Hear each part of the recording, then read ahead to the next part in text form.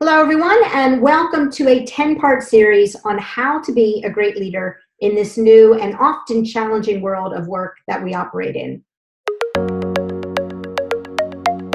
Workforce Excellence, involvedgroup.com.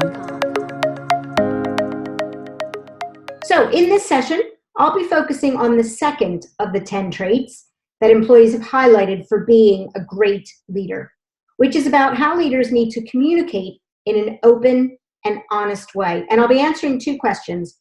Why is it important for leaders to communicate openly and honestly? And how can leaders communicate in an open and honest way? So let's start with the why. Why is it important for leaders to communicate openly and honestly?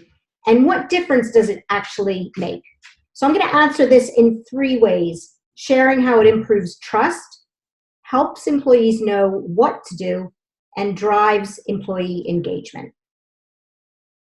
Let's start with trust, which is something that is so basic, but yet so essential between the company and the workforce, and between you as a leader and your employees. And trust is not something that just happens. It needs to be earned. And one of the key ways that it can be earned is through communicating in an open and honest way. And the reason that trust is so important is that without it, you will never truly have the commitment and engagement of your employees. So let's move to the second reason, which is that it helps employees know what to do. Now, this may seem obvious. Of course, my employees need to know what to do.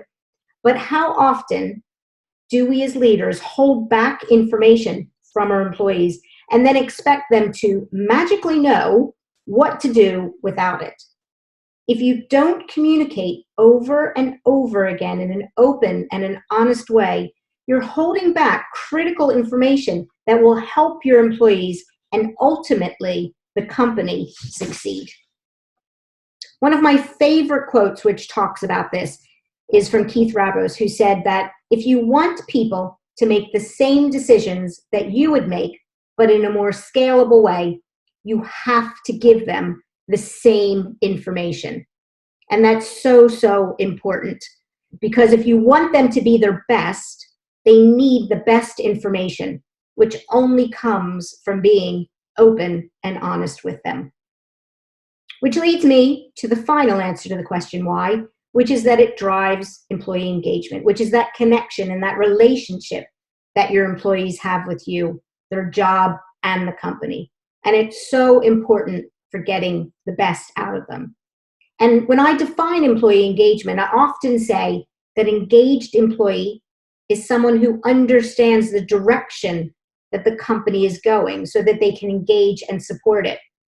And without a leader communicating this information to them openly and honestly over and over again, your employees have absolutely no chance of understanding this direction and getting to this desirable state of employee engagement. So now that I've shared why open and honest communication is important, let's now focus on how you can do it. And I'll be sharing with you 5 tips to help you with this. The first tip is to stop telling lies. One of the reasons that our employees don't trust us is that we persistently lie to them, tell them half-truths, or we withhold information. If we ever want our employees to trust and engage with us as leaders in the business, we have got to stop doing this. Stop the lies and build trust instead.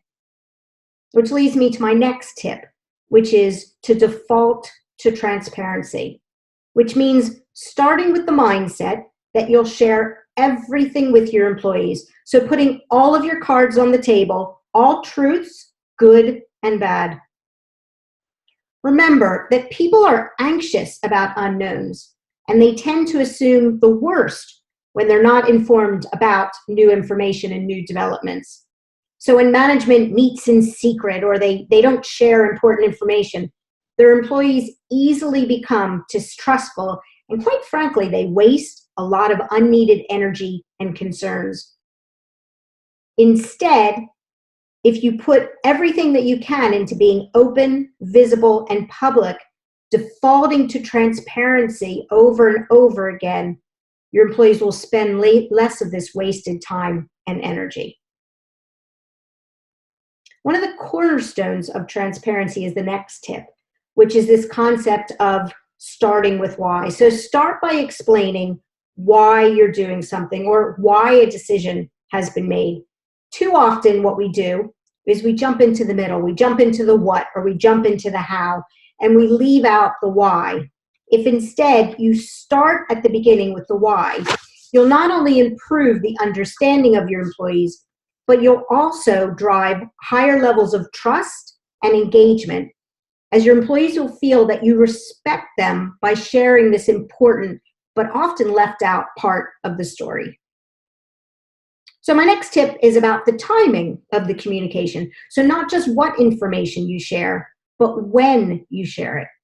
Too often, we hold back or we delay sharing information, thinking that if we do it too early, all it's going to do is cause problems and concerns. We really need to switch our thinking when it comes to this, because if we wait too long, it will actually negate all of the good that we hope to achieve. In fact, when employees responded to the survey, they specifically said that they wanted information not just shared openly and honestly, but they also wanted it shared early.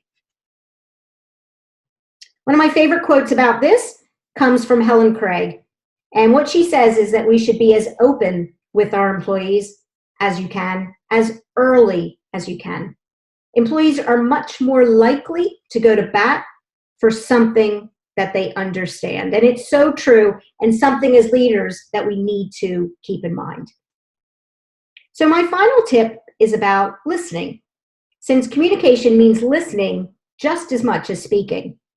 And in the same way that you should share the whole truth with your employees, you should allow, and in fact, actually, you should encourage them to share the whole truth with you.